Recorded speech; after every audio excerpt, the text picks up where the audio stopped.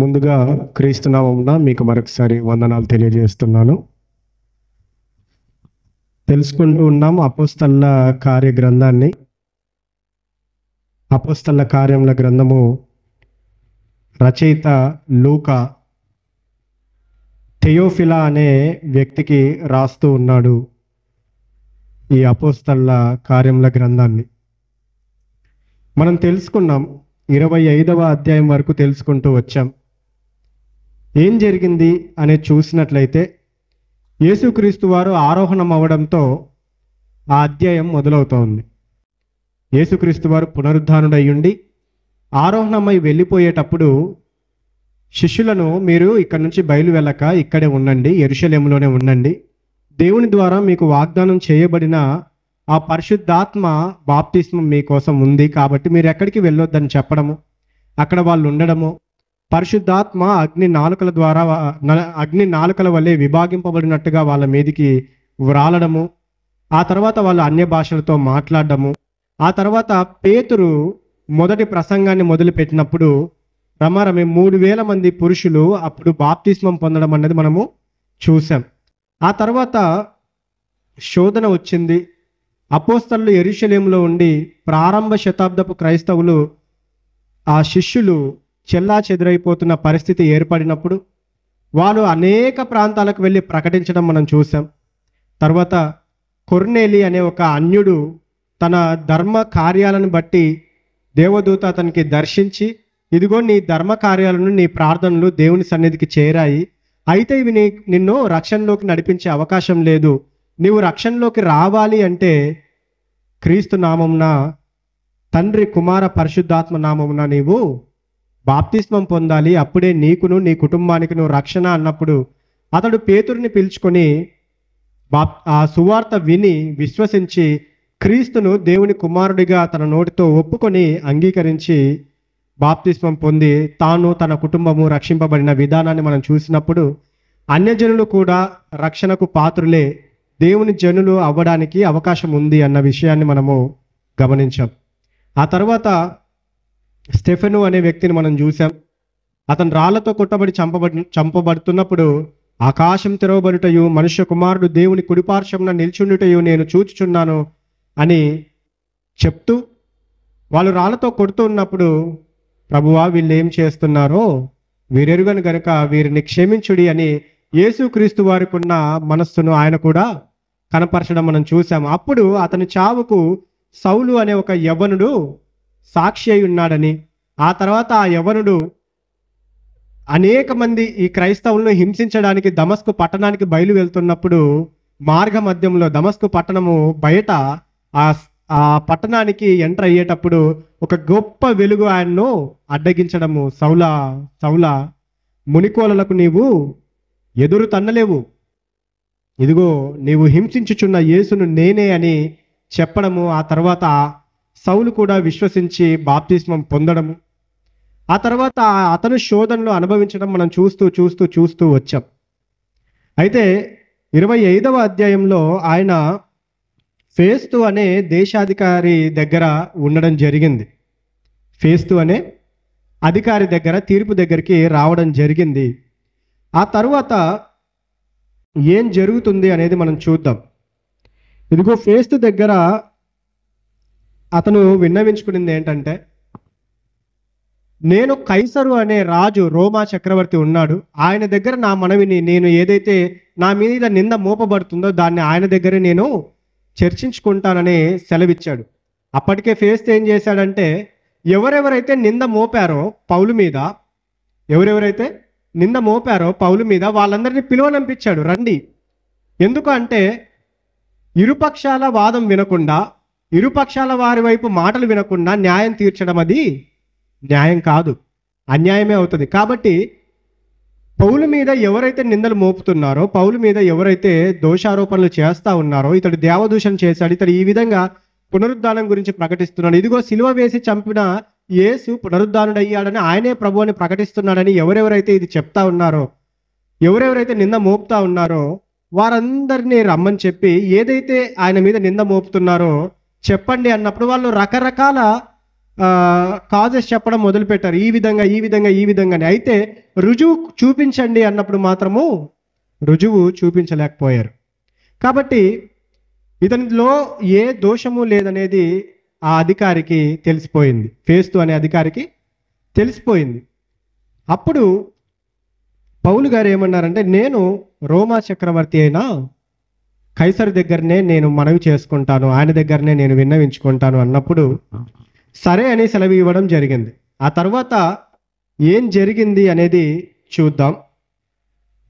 ఫేస్తు దగ్గరికి ఇద్దరు రాజులు వచ్చారు. అందులో వారి పేర్లు అగ్రిప్పరాజు ఒకరైతే, ఇంకొకరు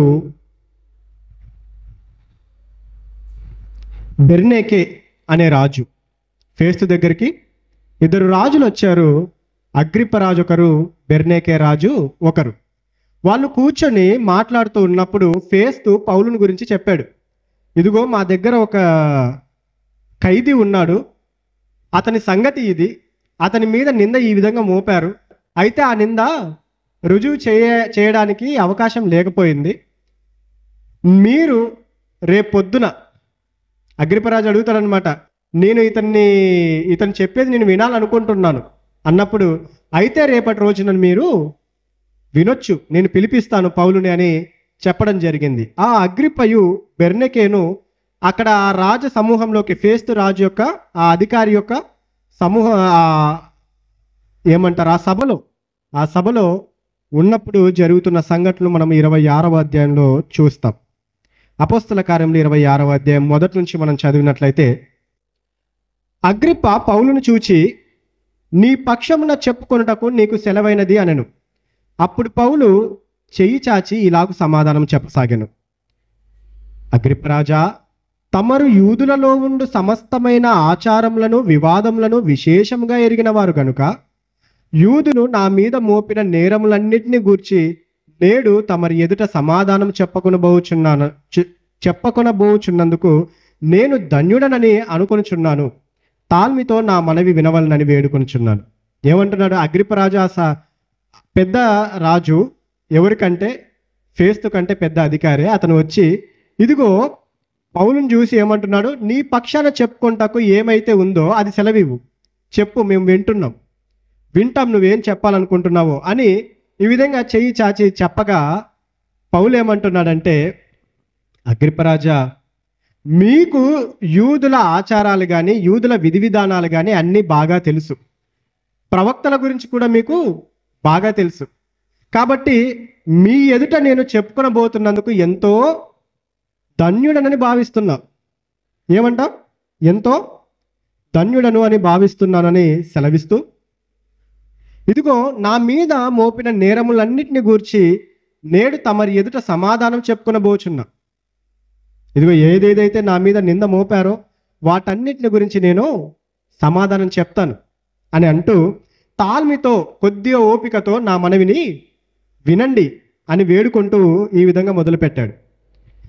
మొదటి నుండి యెరూషలేములో నా జనము మధ్యను బాల్యము నుండి నేను బ్రతికిన బ్రతుకు ఏలాంటిదో యూదులందరూ ఎరుగుదురు. ఏంటట? ఇదిగో అగ్రిప్పరాజా, ఈరోజు మీరు అనుకున్నట్లు నేను లేను. మొదటి నుండి నా బాల్యం ఎటువంటిదో అందరికీ తెలుసు. యెరూషలేములో నా జనము మధ్య నా బాల్యం ఏ విధంగా ఉండేదో, నా బ్రతుకు ఏ విధంగా ఉండేదో ఇక్కడ ఎవ్వరికీ తెలియంది కాదు అని చెప్తూ, వారు మొదటి నుండి నన్ను ఎరిగిన వారు గనుక సాక్ష్యం ఇచ్చుటకు వారికి ఇష్టమైతే నేను మన మతములోని బహునిష్ట గల తెగను అనుసరించి పరిసయ్యుడుగా ప్రవర్తించినట్లు చెప్పగలను. నేను ఎటువంటి విధంగా ఉన్నానో తెలుసా? బహునిష్టగా బ్రతికాను. దేంట్లో? ధర్మశాస్త్రాన్ని అనుసరించడంలో బహునిష్టగా బ్రతికాను. నా ప్రవర్తనను చూసిన వారందరికీ తెలుసు. ఇదిగో ఏమంటున్నాడు? పరిసయ్యుడనుగా ప్రవర్తించినట్లు చెప్పగలరు. నేను పరిసయ్యుణ్ణి.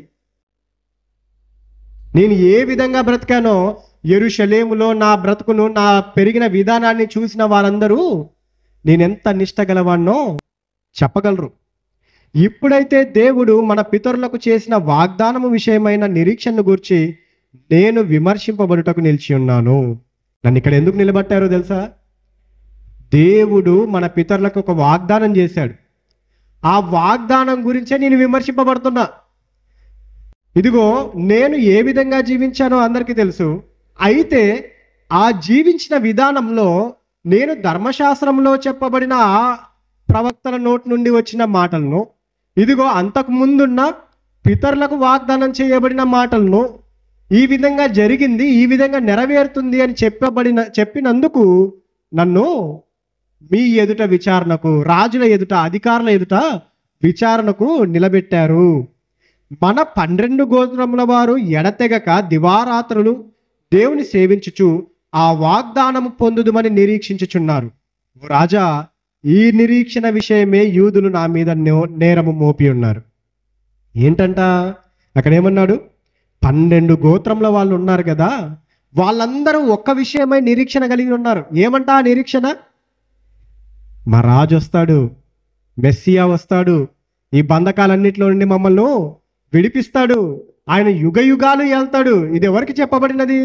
ఇదిగో అబ్రహాముకు వాగ్దానం చేయబడినప్పుడు ఏమన్నాడు? నీ సంతానం వల్ల భూలోక వంశాలన్నీ అభివృద్ధి పొందుతాయి. అవునా కదా? ఇదిగో ఆకాశపు నక్షత్రాల కంటే, సముద్రపు ఇసుక రేణువులంతటి కంటే మరి ఎక్కువగా విస్తరిస్తారు, భూమిని నిండిస్తారు, వారి ద్వారా భూమి ఆశీర్వదింపబడుతుంది. ఆ సంతానం ద్వారా భూమి ఆశీర్వదింపబడుతుంది అని సెలవిచ్చాడు. అవునా కదా? ఆ తరువాత ఒక ప్రవక్త వచ్చాడు, మోషే. ఆయన ఏమన్నాడు? ఇదిగో నా వంటి ఒక ప్రవక్తను దేవుడు మీ మధ్యలో పుట్టిస్తాడు, ఆ ప్రవక్త మాట విననివాడు ఆశీర్వదింపబడతాడు, మాట విననివాడు సర్వనాశనం అవుతాడు అని చెప్పి. ఆ తర్వాత పితరుడైన దావీదు రాజుకి వాగ్దానం చేయబడింది. ఇదిగో ఈ సింహాసనం మీద, ఏ సింహాసనం మీద? ఇజ్రాయేలు గోత్రములన్నిటినీ పరిపాలించడానికి ఈ సింహాసనం ఏదైతే ఉందో ఆ సింహాసనము నీ సంతానానికి ఇచ్చేస్తా. యుగ యుగములు ఆ సింహాసనం మీద ఒక వారసుడు కూర్చొని ఏల్తాడు. నీకు వారసుడు ఉంటాడు, నీకు సంతానం ఉంది, నీకు స్వాస్థ్యం ఉంది, అతను యుగ యుగాలు ఏలతాడు అని సెలవిచ్చాడు. ఆ మాటలను బట్టి, ఆ ప్రవక్తలు ప్రవచించిన మాటలను బట్టి ఇజ్రాయేలు 12 గోత్రికుల వాళ్ళు ఏం చేస్తున్నారంట? అదే నిరీక్షణ కలిగి ఉన్నారు. ఎప్పుడొస్తాడా, ఎప్పుడొస్తాడా, ఎప్పుడొస్తాడా? ఎవరు? మా మెస్సియా, మా రాజు, మమ్మల్ని ఏలేవాడు, మమ్మల్ని ఈ బంధకాల్లో నుండి, ఈ దాస్యత్వంలో నుండి విడిపించేవాడు ఎప్పుడొస్తాడా, ఎప్పుడొస్తాడా, ఎప్పుడొస్తాడా అని ఎదురు చూస్తూ ఉన్నారు. ఆ వ్యక్తి గురించి నేను చెప్పినందుకే వీళ్ళు నీ ఎదుట నన్ను నిలబెట్టారు. వీళ్ళది గ్రహించుకోలేకపోతున్నారు. నేను గ్రహించుకొని ఈ మాటలు సెలవిస్తున్నానని చెప్తూ ఏమంటున్నాడు అక్కడ? ఇప్పుడైతే దేవుడు మన పితరులకు చేసిన వాగ్దానం విషయమై 6వ వచనంలో, ఇప్పుడైతే దేవుడు మన పితరులకు చేసిన వాగ్దానం విషయమై నిరీక్షణ గురించి నేను విమర్శింపబడుటకు నిలిచి ఉన్నాను. మన 12 గోత్రముల వాళ్ళు ఎడతెగక దివారాత్రులు దేవుని సేవించుచు ఆ వాగ్దానము పొందుదుమని నిరీక్షించుచున్నారు. ఓ రాజా, ఈ నిరీక్షణ విషయమే యూదులు నా మీద నేరము మోపి ఉన్నారు. 8వ వచనం, దేవుడు మృతులను లేపునను సంగతి నమ్మ తగనిదని మీరేలా ఎంచుచున్నారు? నజరేయుడైన యేసు నామమునకు విరోధముగా అనేక కార్యములు చేయవలనని నేను అనుకొంటిని. యెరూషలేములో నేనేలాగు చేసి తిని? నేను ప్రధాన యాజకుల వలన అధికారము పొంది పరిశుద్ధులను అనేకులను చెరసాలలో వేసి వారిని చంపినప్పుడు సమ్మతించి తిని. చెప్తా ఉన్నాడు, జరిగిన చరిత్ర చెప్పుకుంటూ వస్తున్నాడు ఏ విధంగా ఉందో. 8వ వచనంలో ఏమంటున్నాడు? దేవుడు మృతులను లేపునను సంగతి నమ్మ తగనిదని మీరేలా ఎంచుచున్నారు? నమ్మడానికి వీల్లేదని మీరు ఎందుకు అనుకుంటున్నారు? దేవుడు మనిషిని, అంటే చనిపోయిన వ్యక్తిని లేపే సామర్థ్యం లేనివాడా? కాదు, ఆయన లేపగల సమర్థుడే. అయితే మీరేనే సందేహిస్తున్నారు, మీరెందుకు నమ్మట్లేదు? ఇదిగో నేనే విధంగా ఉన్నానో తెలుసా? నజరేయుడైన యేసు నామమునకు విరోధంగా అనేక కార్యములను చేయవలనని నేను అనుకుంటుని. ఎవరెవరైతే క్రీస్తును నమ్ముతున్నారో, ఎవరెవరైతే క్రీస్తును తమ రాజుగా ఒప్పుకుంటున్నారో, తమ రక్షకుడిగా ఒప్పుకుంటున్నారో, క్రైస్తవులుగా జీవిస్తున్నారో, వారందరినీ హింసించడానికి బయలుదేరిన వాళ్ళలో నేను మొదటి వాడినై ఉన్నట్టుగా ఉన్నాను. ఏమంటున్నాడు అక్కడ? అనేక పర్యాయములు సమాజ మందిరములు అన్నిట్లో వారిని దండించి వారు దేవదూషణ చేయనట్లు బలవంత పెట్ట చూచితిని. మరియు వారి మీద మిక్కిలి క్రోధం గలవాడనై ఇతర పట్టణములకును వెళ్ళి వారిని హింసించుచుంటిని. యెరూషలేములో నేను ఏ విధంగా చేశానో తెలుసా? ప్రధాన యాజకుల వల్ల అధికారం తీసుకున్నా. ఎందుకు? క్రైస్తవులను హింసించడానికి, చెరసాలలో వేయడానికి, వాళ్ళని శిక్షించడానికి, వాళ్ళని చంపివేయించడానికి నేను అధికారం తీసుకున్నా. ఆ విధంగానే చేశాను. చాలాసార్లు ఏం చేశా తెలుసా? అనేక మార్లు సమాజ మందిరంకి వెళ్ళి ఎవరైతే క్రీస్తును ప్రకటిస్తున్నారో, క్రీస్తును విశ్వసిస్తున్నామని చెప్తున్నారో వాళ్ళందరినీ దేవదూషణ చేస్తున్నారన్నట్టుగా ఇరికించేసి వాళ్ళని ఆ విధంగా బలవంత పెట్టేసి మిక్కిలి క్రోధం గలవాడిని హింసించాను. అలాగా హింసింపబడిన వాళ్ళు మనకు తెలుసా లేదా? ఎవరు? స్టెఫెను. అవునా కదా? రాళ్ళతో కొట్టబడి చంపబడుతున్నప్పుడు అతను సాక్షిగా ఉన్నాడంట అతని మరణానికి. అంత గొప్పగా హింసించిన వాడిని నేను. ఎవరిని? క్రైస్తవులను, క్రీస్తును నమ్మిన వాళ్ళను. నాకు అప్పుడు తెలియదు ఈ వాగ్దానం ఈయనలో నెరవేరిందని. పితరులు ఈయన గురించి ప్రవచించారని, ప్రవక్తలు ఇతని గురించి ప్రవచించారు, అది ఈయనలోనే నెరవేరిందని నేను ఎరగనప్పుడు నేను ఏం చేశా? క్రైస్తవుల్ని హింసించా, చెరసాలలో వేయించా, చంపివేయించడానికి కూడా నేను సమ్మతించా అని చెప్తూ ఇంకా ఏమంటున్నాడు 12వ వచనంలో, అందు నిమిత్తము నేను ప్రధాన యాజకుల చేత అధికారమును ఆజ్ఞయు పొంది దమస్కునకు పోవుచుండగా, రాజా, మధ్యాహ్నమందు నా చుట్టూను నాతో కూడా వచ్చిన వారి చుట్టూను ఆకాశం నుండి సూర్య తేజస్సు కంటే మిక్కిలి ప్రకాశమానమైన ఒక వెలుగు త్రోవలో ప్రకాశించుట చూచితిని. మేమందరమును నేల పడినప్పుడు, సౌలా, సౌలా, నన్నెందుకు హింసించుచున్నావు? ముని కోలలకు ఎదురు తన్నుట నీకు కష్టమని హెబ్రీ భాషలో ఒక స్వరము నాతో పలుకుట వింటిని. ఇలాగే హింసిస్తూ హింసిస్తూ హింసిస్తూ ఏం చేశానో తెలుసా? ప్రధాన యాజకుల దగ్గరికి వెళ్ళాను, వాళ్ళ దగ్గర అధికారం పొందుకున్నా, ఆ పత్రిక తీసుకున్నా. ఎందుకు? ఇదిగో దమస్కు పట్టణానికి వెళ్ళి అక్కడ ఎవరైతే క్రైస్తవులు ఉన్నారో వారందరినీ హింసించడానికి, చెరసాలలో పెట్టడానికి, చంపివేయడానికి నాకు అధికారం ఇవ్వమని అడిగి ఆ అధికార పత్రాన్ని నేను తీసుకుని వెళ్తున్నప్పుడు దమస్కు పట్టణపు దారిలో, దమస్కు పట్టణం అవతల ఏం జరిగిందో తెలుసా? నా చుట్టూతను, నా వెనుక వచ్చేవారు నా సైన్యము చుట్టూతను ఏమైంది? గొప్ప వెలుగు ప్రకాశించింది. నేను ఆ వెలుగు చూడలేక నేను పడిపోయినప్పుడు ఒక స్వరము నాకు వినపడింది. ఏమంట? సౌలా, సౌలా, నన్నేలా హింసింతువు, చాలించు మన స్వరము. సౌలా, సౌలా, నన్నేలా హింసింతువు, చాలించు మన స్వరము. సౌలాధిపతి ఎంత సంధించగానే, సౌలాధిపతినంత సంధించగానే సద్భక్తుడై పౌలుగా మారెను, గామారెను. యేసన్న స్వరమన్నా నీవెప్పుడైనా విన్నావా? యేసన్న స్వరమన్నా. ఏమనిందంట ఆ స్వరము? సౌలా, సౌలా, నీవేళ నన్ను హింసించుచున్నావు. మునికోలలకు నువ్వు ఎదురు తన్నలేవయ్యా. ఏంటన్నా మునికోలంటే? ఇదిగో ఏదైనా పశువుల్ని కానీ ఏటినైనా తీసుకెళ్లేటప్పుడు ఒక పొడవాటి కర్ర ఉండి దానికి ఒక మేకులాగా ఉంటుందండి, ఒక మేకులాగా ఉంటుంది. ఆ పశువులు కానీ ఏమన్నా ముందరికి కదలలేదనుకోండి, పొడుస్తారు.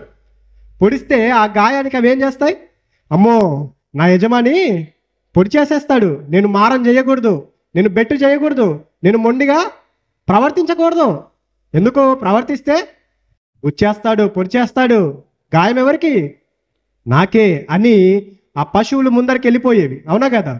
ఆ విధంగా ఏమంటున్నాడంటే, సౌలా, సౌలా, మునికోలకు నువ్వు ఎదురు తన్నలేవు. నువ్వు మొండిగా పొడిస్తే పొడుగు, నేను కూడా ప్రయత్నిస్తా అంటావా? ప్రయత్నించావు. గాయం ఎవరికి? నీకే. ఆ మేకు కుచ్చుకునేది ఎవరికి? నీకే. అవునా కదా? నువ్వు ఎంత ప్రయత్నించినా కానీ గాయము నీకే సౌలా. ప్రభువా, నువ్వెవడవు? నేను చూడలేకపోతున్నాను. ఎవడవు నువ్వు అంటే, ఇదిగో నీవు హింసించుచున్న యేసును నేనే. ఏమన్నాడు? నీవు హింసించుచున్న యేసును నేనే అనగానే, ప్రభువా అని ఆయన ఆశ్చర్యపోయిన పరిస్థితిలో ఉండగా, ఇదిగో నువ్వు వెళ్ళు, నిన్ను అనేక జనుల ఎదుట, అన్యజనుల ఎదుట నేను సాక్షిగా ఉంచుకుంటానని చెప్పి ఆయన్ను రక్షణలోకి నడిపించిన విధానాన్ని మనము చూసాం అపోస్తలుల కార్య గ్రంథంలోనే. అదే విషయాన్ని అగ్రిప్పరాజుకి ఇక్కడ తెలియజేస్తా ఉన్నాడు. ఏమంటున్నాడు ఇంకా? మేమందరమును నేలపడినప్పుడు సౌలా సౌలా నన్నెందుకు హింసించుచున్నావు? మునికోలులకు ఎదురు తన్నుట నీకు కష్టమని హెబ్రీ భాషలో ఒక స్వరము నాతో పలుకుట వింటిని. అప్పుడు నేను, ప్రభువా నీవు ఎవరవని అడుగగా, ప్రభువు, నేను నీవు హింసించుచున్న యేసును, నీవు నన్ను చూచి ఉన్న సంగతిని గూర్చియు నేను నీకు కనపడబోవు సంగతిని గూర్చియు నిన్ను పరిచారకునిగాను సాక్షిగాను నియమించుటకై కనబడి ఉన్నాను. నీవు లేచి నీ పాదములు మోపి నిలువుము.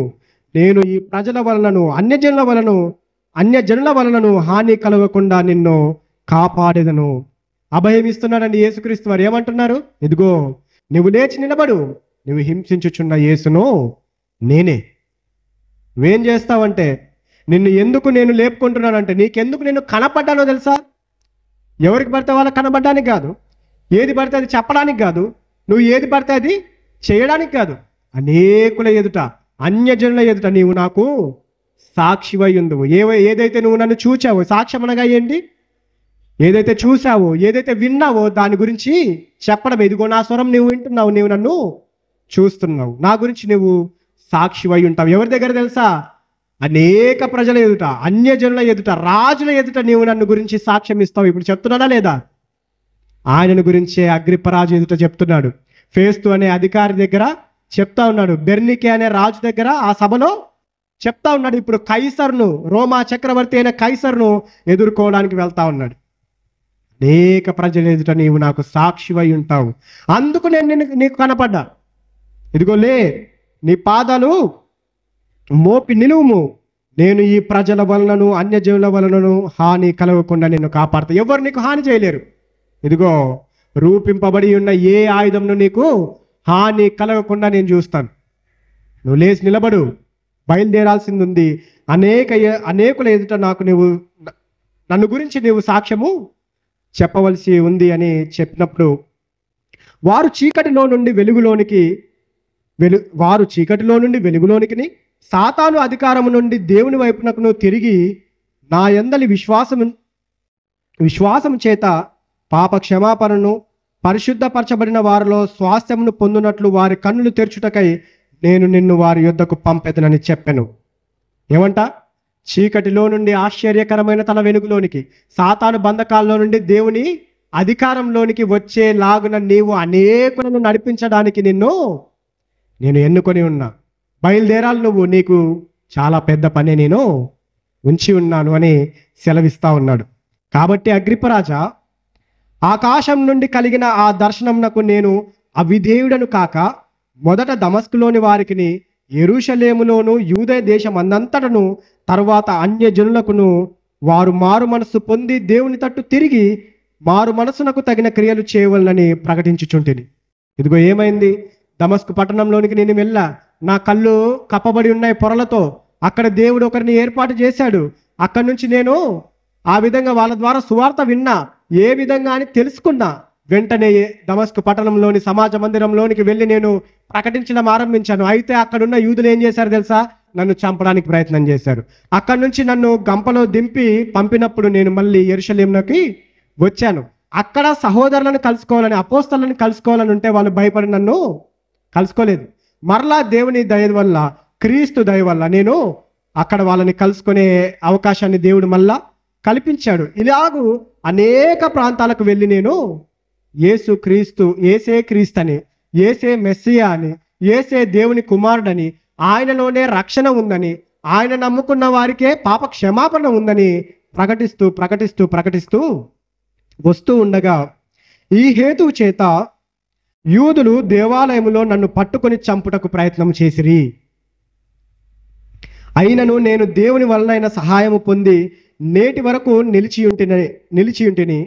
క్రీస్తు శ్రమపడి మృతుల పునరుద్ధానము పొందు వారిలో మొదటి వాడొకట చేత ఈ ప్రజలకును అన్యజనులకును వెలుగు ప్రచురింపబోవునని ప్రవక్తలను మోషేయు ముందుగా చెప్పినవి కాక మరి ఏమీ చెప్పక అల్పులకును గనులకును సాక్ష్యం ఇచ్చుచుంటిని. ఏమంట?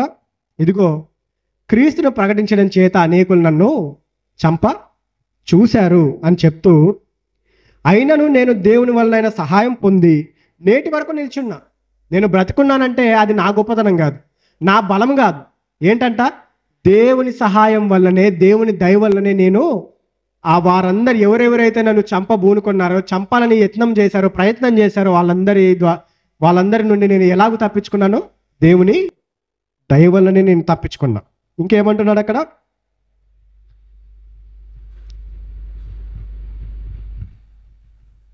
క్రీస్తు శ్రమపడి మృతుల పునరుద్ధానం పొందిన వారిలో మొదటి వాడుట చేత ఈ ప్రజలకును అన్యజనులకును వెలుగు ప్రచురింపబోవునని ప్రవక్తలను మోషేయు ముందుగా చెప్పినవి కాక, ఇదిగో ఒకరు వస్తారు, ఆయన మీకోసం మరణిస్తాడు, ఆయన రక్తంలో మీకు పాప క్షమాపణ ఉంది అని ప్రవక్తలు చెప్పిన మాటలు, మోషే చెప్పిన మాటలు తప్ప మరి ఎక్కువ నేనేది చెప్పలేదు, నేనేది కలపలేదు, నేనేదో కొత్తగా తీసుకురాలేదు. ఏదైతే మనం నమ్ముతున్నామో, మా పితరుడని అబ్రహాముని, మా పితరుడని మోషేని, మా పితరుడని దావీదుని ఏ విధంగా అయితే వాళ్ళు చెప్పిన మాటలు నమ్ముతున్నారో అదే మాటలనే నేను చెప్పా తప్ప మరి కొత్త మాటలు నేనేవి తీసుకురాలేదు అని అగ్రిపరాజుతో చెప్తూ, అతడు ఈలాగు సమాధానం చెప్పుచుండగా ఫేస్తు, పౌలా, నీవు వెర్రివాడవు, అతి విద్య వలన నీకు వెర్రి పట్టినదని గొప్ప శబ్దముతో చెప్పాను. ఎవరెవరున్నాడు అక్కడ? ఫేస్తు అనే అధికారి, ఆ రాజు ఉన్నాడు, అగ్రిపరాజు ఉన్నాడు, ఇంకొక బెర్నేకే అనే రాజు ఉన్నాడు కదా. అగ్రిపరాజు చెప్పు అన్నప్పుడు ఇవన్నీ చెప్తూ వస్తుండగా ఫేస్తు ఇంకా ఏమంటున్నాడంటే, సౌలా, నీకు పిచ్చి పట్టిందయ్యా, నువ్వు వెర్రివాడివి. ఈ పిచ్చి ఏ విధంగా వచ్చిందో తెలుసా నీకు? అధిక విద్య వలన వచ్చింది. అసలు చదువు లేకుండడం వల్ల కాదు, ఎక్కువ చదివేశావు నువ్వు పితరుల గురించి చెప్తున్నావు, ధర్మశాస్త్రం గురించి చెప్తున్నావు, ప్రవక్తలందరి గురించి చెప్తూ చెప్తూ చెప్తూ నీకు పిచ్చి పట్టేసిందయ్యా. నువ్వు వెర్రివాడవు అయిపోయావు, నువ్వు వెర్రివాడవు, అతి విద్య వలన నీకు వెర్రి పట్టినదని గొప్ప శబ్దంతో చెప్పాను. అందుకు పౌలు ఏమంటున్నాడు? ఇట్లా నేను మహాఘనత వహించిన ఫేస్తు, నేను వెర్రివాడను కాను గాని సత్యమును స్వస్థ బుద్ధియు గల మాటలే చెప్పుచున్నాను. ఏమంటున్నాడు? ఫేస్తా, రాజా, మహాఘనత వహించిన వాడా, నువ్వు నన్ను వెర్రివాడవన్నంత మాత్రం నేను కోపగించుకొని ఎదురు మాట్లాడేవాడిని కాదు. ఇదిగో నేను వెర్రివాడిని కాదయ్యా. నేనేం చెప్తున్నానో తెలుసా? సత్యమును స్వస్థ బుద్ధియు గల మాటలనే నేను చెప్తున్నాను. రాజు ఈ సంగతులు ఎరుగును గనుక అతని ఎదుట నేను ధైర్యముగా మాట్లాడుచున్నాను. ఎవరి గురించి చెప్తున్నాడు? ఈ మాటలు మీకు తెలియకపోవచ్చేమో, అగ్రిప్ప రాజుకు తెలుసు. ఆయన నీకంటే పెద్దవాడే, ఆయన వీటన్నిటిని చూసిన వాడే, యూదుల గురించి బాగా తెలిసిన వాడే, పితరుల గురించి బాగా తెలిసిన వాడే, ప్రవక్తల మాటల గురించి బాగా తెలిసిన వాడే. నేను రాజు ఈ సంగతులు ఎరుగును గనుక అతని ఎదుట నేను ధైర్యంగా మాట్లాడుచున్నాను. వాటిలో ఒకటియు అతనికి మరుగై ఉండలేదని రూఢిగా నమ్ముచున్నా. మరి ఖచ్చితంగా చెప్తున్నా. ఏమంట? వాటిలో ఒకటి కూడా అతనికి మరుగై తెలియకుండా ఉండలేదు. కావాలంటే అడిగి తెలుసు.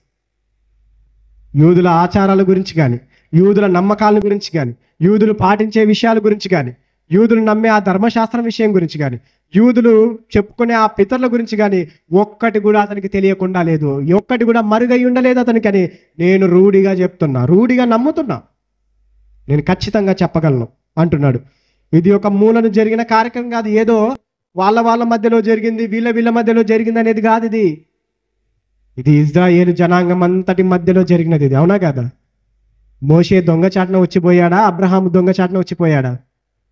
లేదా యూదులు కానీ ఇజ్రాయేలు గోత్రికులు అందరు కానీ దొంగచాటున చేసుకుంటున్నారు ఆ బలి అర్పించడాలు? ఇవన్నీ బహిరంగంగానే కదా చేసేది. ఇది ఏదో మూలలో జరిగినది కాదు. ఇది అతనికి ఒక్క విషయం కూడా మరుగై ఉండలేదు అని చెప్తూ, అగ్రిపరాజా, తమరు ప్రవక్తలను నమ్ముచున్నారని నేను ఎరుగుదును నేను. ఏమంటున్నాడు? అగ్రిపరాజా, మీకు ఇవన్నీ తెలుసు కదా, మీకు ఏ మాట మరుగై ఉండలేదు కదా, యూదులెవ్వరు మీకు యూదుల ఆచారాలు కానీ వాళ్ళ చరిత్ర కానీ మీకు మరుగై ఉండలేదు కదా, ప్రవక్తలను మీరు నమ్ముతున్నారనే నేను అనుకుంటున్నాను అని పౌలు అనగానే అగ్రిపరాజు ఏమంటున్నాడో చూద్దాం. 27వ వచనంలో, క్షమించాలి 28వ వచనంలో, అందుకు అగ్రిప్ప, ఇంత సులభముగా నన్ను క్రైస్తవునిగా చేయజూచుచున్నావే అని పౌలుతో నేను ఏమంటున్నాడు? ఇంత సులభంగా నన్ను క్రైస్తవునిగా మార్చాలనుకుంటున్నావు కదా, ఎందుకు? ప్రవక్తలను నీవు నమ్ముచున్నావా అని పౌలు అన్నాడు. అవును నమ్ముచున్నాను అంటే ప్రవక్తలు చెప్పిన మాటలను కూడా నమ్ముతున్నట్టే. ప్రవక్తలు చెప్పిన మాటలను నమ్ముతుంటే మెస్సియాగా క్రీస్తును అంగీకరించినట్టే. అంగీకరించినావంటే నువ్వు క్రైస్తవుడివే కదా. అగ్రిప్ప రాజా, నేను నువ్వు ఒకటే అయిపోతావు అన్నది ఆ క్వశ్చన్లో ఉన్నది. ఇదిగో, నువ్వు ప్రవక్తను నమ్ముతున్నావా? నువ్వు నమ్ముతున్నావని చెప్పావా? క్రీస్తును ఒప్పుకున్నట్టే. అప్పుడు నా మీద ఏ శిక్ష ఉండదు. ఏ విధంగా చెప్పేశాడు చూడండి. ఆ ప్రశ్న ఆ విధంగా ఉంది. అప్పుడు అగ్రిప్పరాజు ఏమన్నాడు? ఇంత సులభంగా నన్ను క్రైస్తవునిగా మార్చాలని చూస్తున్నావే నువ్వు అని చెప్పేసి ఎటువంటి సమాధానం చెప్పలేక, ఎందుకంటే ఒప్పుకోలేడు. అతనికి తెలుసు ప్రవక్తలు ఉన్నారని, ఆ ప్రవక్తలు ప్రవచించినది నిజమని. ఆ విధానంలో చూస్తే క్రీస్తే మెస్సియా అయి ఉన్నాడు అని. అయితే ఒప్పుకోలేడు. ఎందుకంటే ఒప్పుకున్నాడు, ఆ రాజే ఒప్పుకున్నప్పుడు ఇంకా కింది వాళ్ళు ఏం చేస్తారు? ఒప్పుకోక తప్పదు. కాబట్టి ఇంత సులభంగా నన్ను క్రైస్తవునిగా మార్చాలనుకుంటున్నావే అని తెలియజేసి, అందుకు అగ్రిప్ప ఆ విధంగా చెప్పి 29వ వచనంలో, అందుకు పౌలు, సులభముగానో దుర్లభముగానో తమరు మాత్రము కాదు, నేడు నా మాట వినువారందరూ ఈ బంధకములు తప్ప నా వలె ఉండునట్లు దేవుడు అనుగ్రహించునుగా కానెను. ఏమన్నాడు అగ్రిప్ప? ఇంత సులభంగా నన్ను క్రైస్తవునిగా మార్చాలనుకుంటున్నావు కదయ్యా పౌలు అనగానే, సులభమో దుర్లభమో రాజా, నీకు తెలుసు. అది నీకే కాదు, ఈ మాటలు విన్న ప్రతి ఒక్కరికి తెలుసు. ఈ విధంగా బంధకాల్లో తప్ప నేను ఏ విధంగా అయితే క్రీస్తును విశ్వసించి నా జీవితంలో నడుచుకుంటున్నానో, దేవుడు ఈ ప్రజలందరినీ ఆ విధంగా ఆశీర్వదించునుగాక అని అనేసాడు. బంధకాల్లో ఉన్నట్టుగా కాదు, నేనైతే ఉన్నాను సరే, నాకు ఇది సంతోషమే, బ్రతుకుడైతే క్రీస్తే చావైతే లాభం అనుకుని నేను ముందరికి వెళ్ళేవాడిని అగ్రిప్పరాజా. కానీ బంధకాల అవసరం లేదు. కానీ నా మాటలు విన్న నీతో సహా వీళ్ళందరూ దేవుడు అనుగ్రహించు ఆ మేలును పొందుకోవాలని, ఆ గొప్ప స్థితిని పొందుకోవాలని నేను అనుకుంటున్నాను. దేవుడు వీళ్ళందరినీ ఆశీర్వదించాలని నేను కోరుకుంటున్నాను అన్నాడు. అంతటా రాజును అధిపతియు బెర్నికేయు వారితో కూడా కూర్చుండిన వారిను లేచి అవతలకు పోయి, ఈ మనుష్యుడు మరణంలకైనను బంధకములకైనను తగినదేమీ చేయలేదని తమలో తాము మాట్లాడుకునిరి. అందుకు అగ్రిప్ప, ఈ మనుష్యుడు కైసరు ఎదుట చెప్పుకొందునని అనిన ఎడల ఇతనిని విడుదల చేయమని ఫేస్తుతో చెప్పాను. అర్థమైపోయింది సీన్. ఇంకా ఇతనిలో ఏ తప్పు లేదు. ఇతని మరణశిక్ష విధించడానికి కూడా ఏ తప్పు కనిపించట్లేదు. యూదులేమో ఇతన్ని మరణశిక్ష విధింపజేయని అంటున్నారు, కానీ మరణానికి తగ్గ తప్పు ఏది లేదు అనుకొని పక్కకెళ్ళి మాట్లాడుకుంటున్నారు. ఎవరెవరు? ఫేస్తు, అగ్రిప్ప, బెర్నేకే, ఈ ముగ్గురు ఉన్నారు అధికారులు. వాళ్ళు అక్కడికి వెళ్ళిపోయి మాట్లాడుకొని, మరణానికి అంటే ఇతన్ని చంపేంతగా ఇతను పాపం ఏది చేయలేదు, ఇతనిలో ఏది లేదు, కాబట్టి చంపడం అనవసరం ఇతన్ని. అతడు కైసరి ఎదుటనే, అంటే మహాచక్రవర్తి అయిన ఆ రోమా చక్రవర్తి ఎదుటనే చెప్పుకుంటాను అంటున్నాడు కదా, కాబట్టి అక్కడికే పంపించేద్దాం. ఇతన్ని ఇక్కడ విడుదల చేసే, ఏది ఇతనిలో ఆ రుజువులు దొరకట్లేదు, ఏది దొరకట్లేదు, కాబట్టి ఇతన్ని వదిలేద్దాం, కైసరు దగ్గరికే పంపించేద్దామని సెలవిస్తా ఉన్నాడండి. ఆ తరువాత ఆ మార్గ మధ్యంలో, ఆ సముద్రపు మార్గంలో వెళ్తారండి. అనేకమైన శోధనలు ఎదుర్కొంటారు, అనేకమైన ఇబ్బందులు ఎదుర్కొంటారు. అక్కడ ఆ ఓడ బద్దలైపోవడాన్ని మనము వీలైతే వచ్చే వారం ధ్యానించుకుందాం. ఈ మాటలు మీకు తెలియజేస్తున్నాను, నేను హెచ్చరించుకుంటూ ముగిస్తున్నాను. మీ అందరికీ వందనాలు.